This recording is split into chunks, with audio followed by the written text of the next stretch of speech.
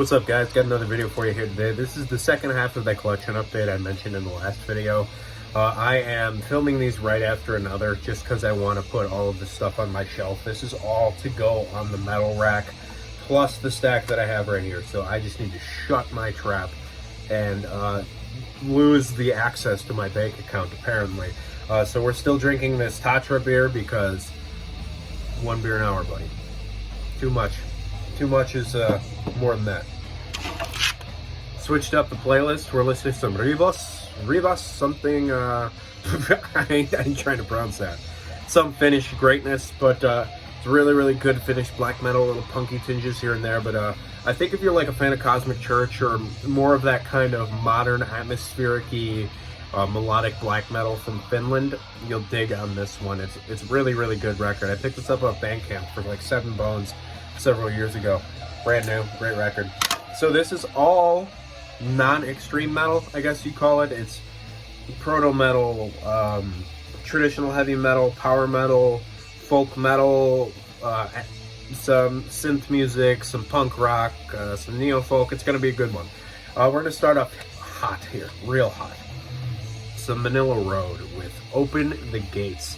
Dude, Manila Road is slept on. I was listening to this in the car with both Paige and some of the homies, and they were all like, this guy's voice is wild. Which it really, really is. This guy is one of a kind, and I really attribute their lack of success to his vocals. But I think if you're like a real metal nerd, I think you'll really get what they're going for on this record. And this is a great record. This is from '85. They're really, really building the blocks up for some of that speedier stuff. A lot of that epic, quest metal that I kind of like. I get really nerdy over. It's great. Manila Road's a top shelf slept on band in my book. Next, this is stellar. This is Cruachan with the Middle Kingdom.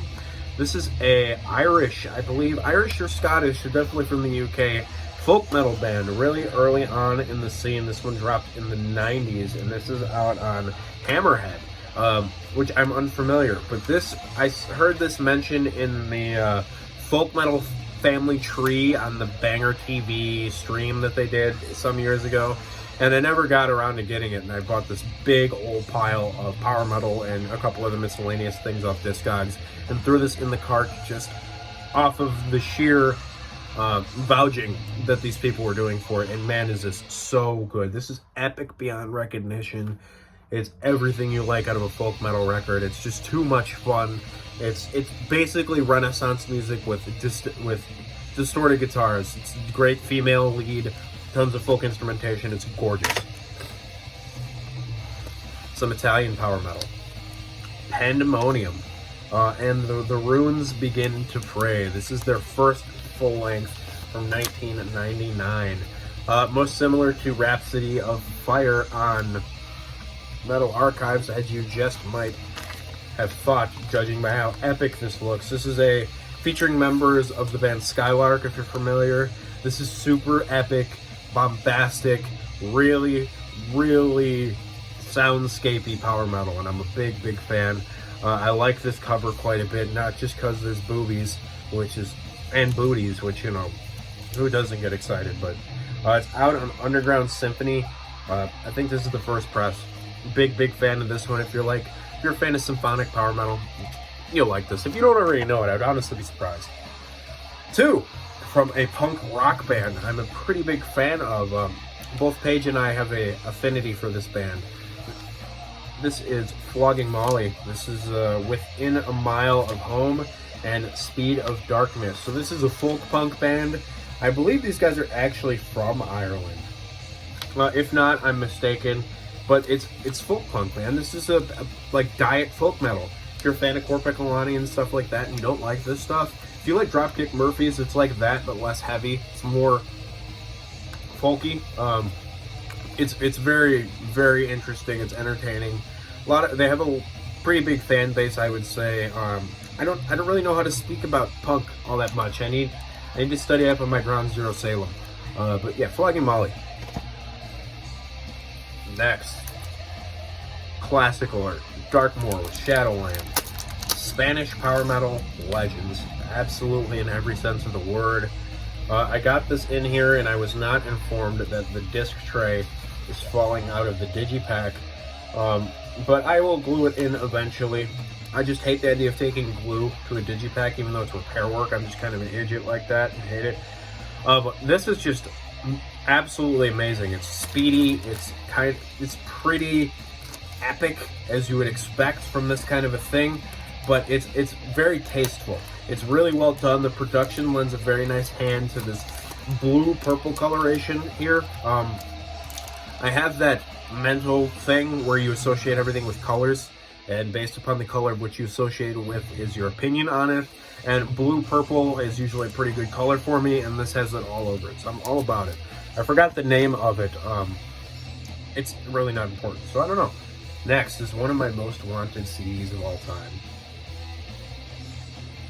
The homies got this for me as like, I don't even remember what they gave this to me for. It might have just been cuz, or like a congratulations on a new job or some crap like that. I don't remember, but thanks homies, you guys know what's up. The Skyrim Soundtrack on CD, the 4-disc massive soundscape digipack. This is some of the greatest synthesizer music to ever be recorded, and I am absolutely over the moon about it. I just can't say enough good things about this record. I guess it's a record. This collection of music. It's several hours long, and it is just absolutely amazing, dude. If you're a synth guy, you don't even like video games, go listen to this anyway. I think you will really, really enjoy this. It's ethereal, it's soundscapey, it's frigid at points, it's epic at other points. It's just absolute and total dynamite. I'd usually put it in my soundtrack section, but it is going in my Dungeon Synth and Ambient section, so it gets touched a little more often. Next, 2 absolute heaters.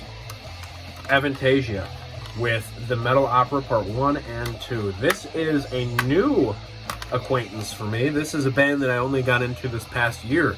I've only heard newer material by this project, and I wasn't particularly sold. I liked it, but it was very like background music for me. But these two, I put these on and listened to one after the other at work, and dude, I was floored.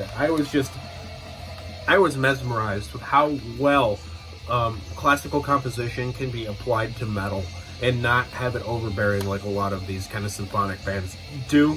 Usually the power metal guys tend to do it a little bit better than, I would say, some of the black metal guys. They get a little bit more, they weave it much better, and a lot of the black metal guys kind of bash you over the head with, you know, symphony, which, Game Over Gears new stuff, sorry. I don't know who said that, but this is great. I really, really dig this band a lot. Marty Worm had really high regards for this in a recent Heavy Metallurgy episode as well, and that just kind of reinforced my opinions. Like, yeah, I really, really need to check this out again, and I went and checked it out, and I trust the band. I definitely do. Avantasia.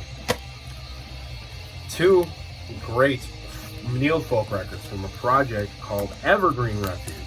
I've been a big fan of Evergreen Refuge for several years. I heard their album, what was that? The one, This Is Growing, on this really cool, like, specialty CD edition. Just the disc is, like, around in here. I signed the homies, hooked it up because it took forever to get it to me on Bandcamp. Like 2 months I waited for this. It's just chock full of really pretty photos of what I think this band is from the Northeast or maybe Colorado. Really big fan of this photo of the mushrooms. Gorgeous. This one's a really ambient tinged neo-folk record. It's incredibly atmospheric, man. You really can't argue with it at all in my book. It's stellar. So I ordered this one, I believe, and then he messaged me, he's like, oh crap, dude, I completely forgot.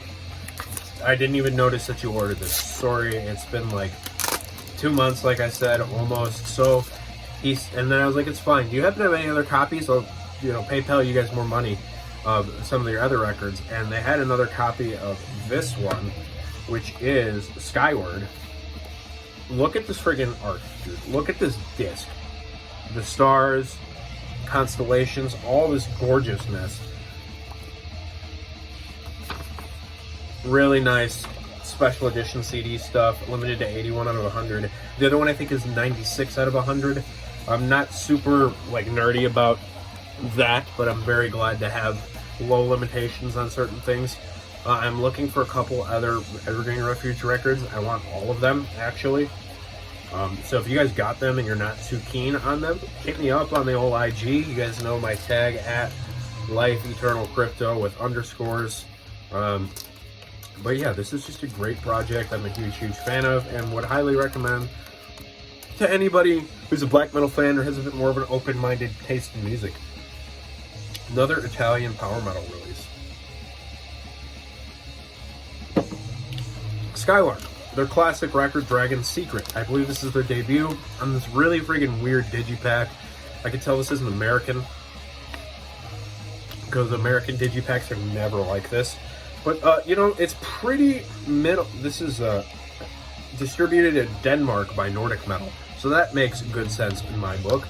This is a pretty middle-of-the-road, in-between European and American style power metal record, and it's very interesting. It's really got that sensibility of European melodicism, but it has a lot of the American attack to it, and a lot of, like, traditional metal, maybe epic heavy metal style stuff.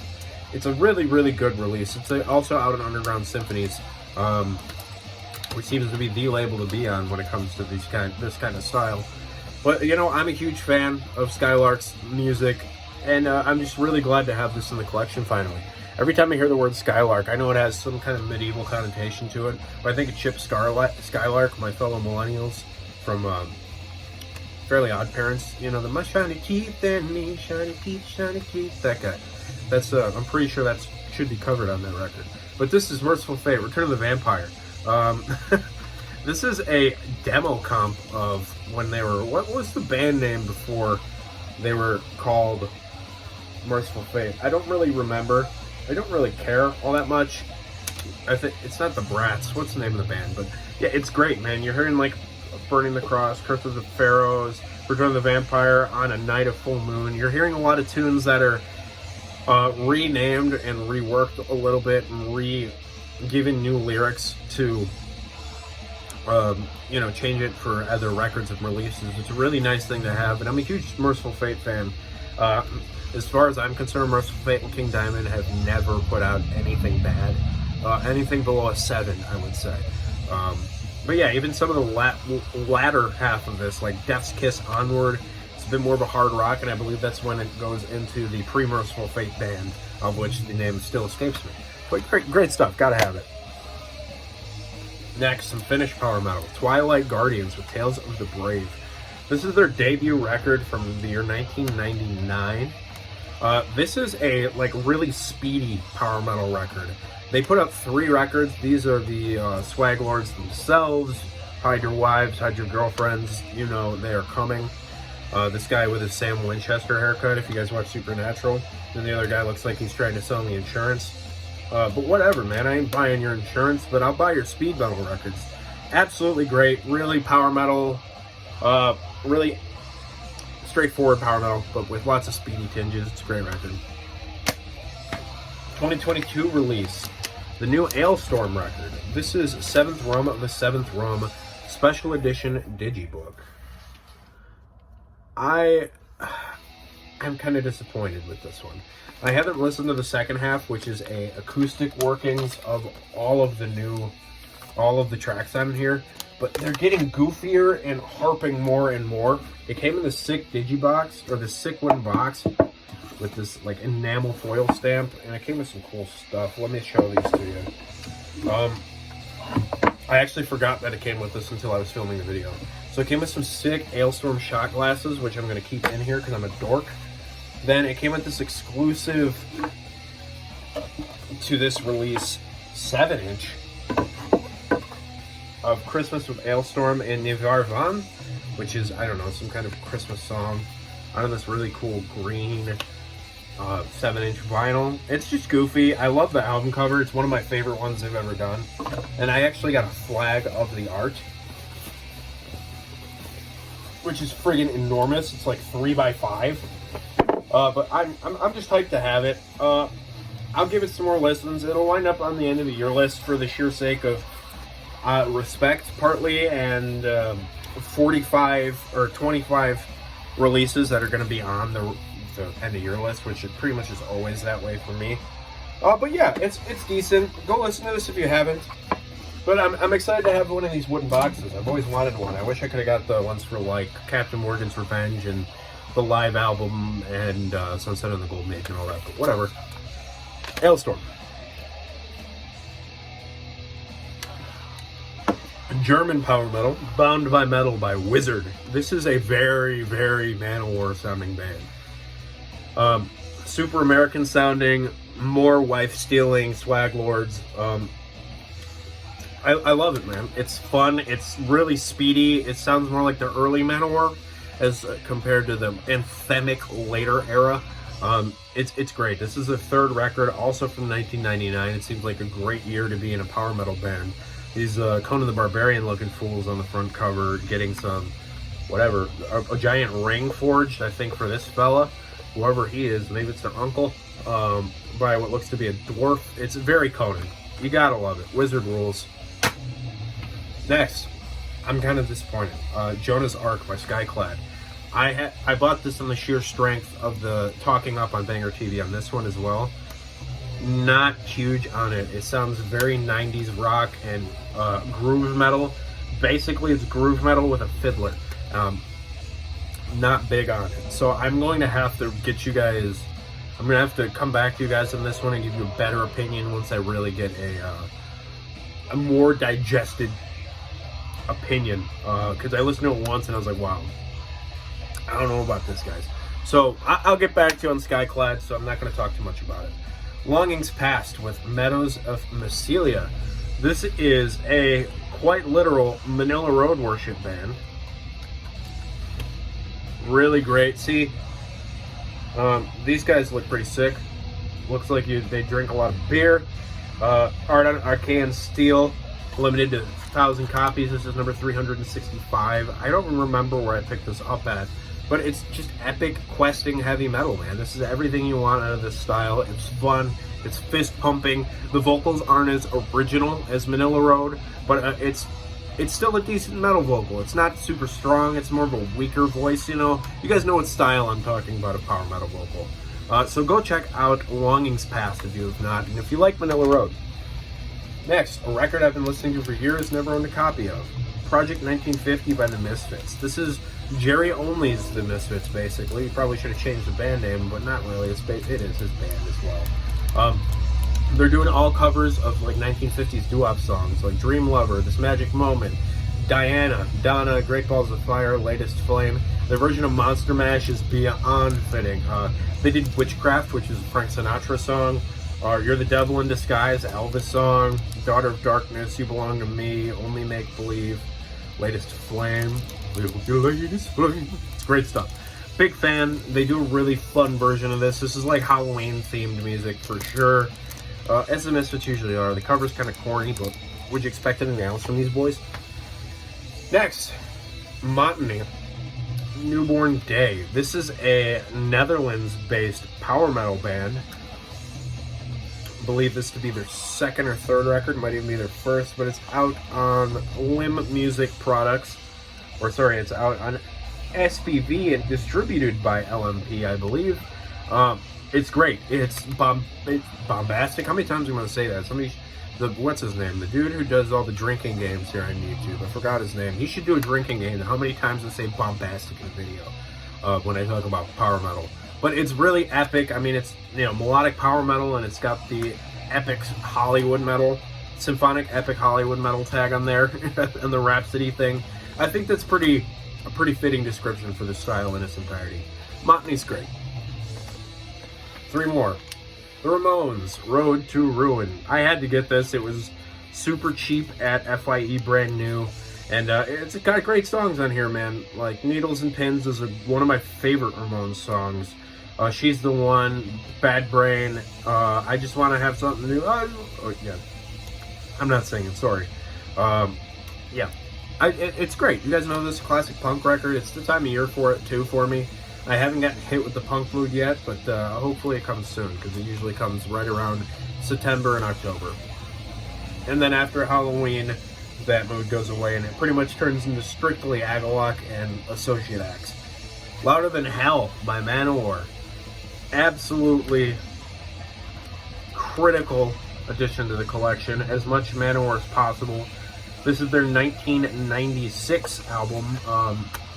My first introduction to this band was Die for Metal, which is like a 2006 album, so I'm not particularly afraid of their later era. And I'm calling 96 later as if it wasn't before when I was born. But it's a stellar release. I absolutely love Manowar. This record's everything you expect out of them. And lastly here, another classic, Fireball by Deep Purple. This is a proto-metal album. That's why I felt obliged to include it on this update. Also an FYE pickup along with the Manowar, this and the Ramones, and the two Flogging Molly records. It's the first David Coverdale album. Obviously went on into Whitesnake, and I don't think he did anything else. He probably did. I don't know. I don't know too much about David Coverdale, but it's a great proto-metal, early ages of heavy metal record, man. You guys all know this record. So I hope you guys enjoyed this video. Go listen to Rivas. Stellar finished black metal. Hope you guys enjoyed this one. I'll catch you guys next week on Friday, like always. Keep it greasy.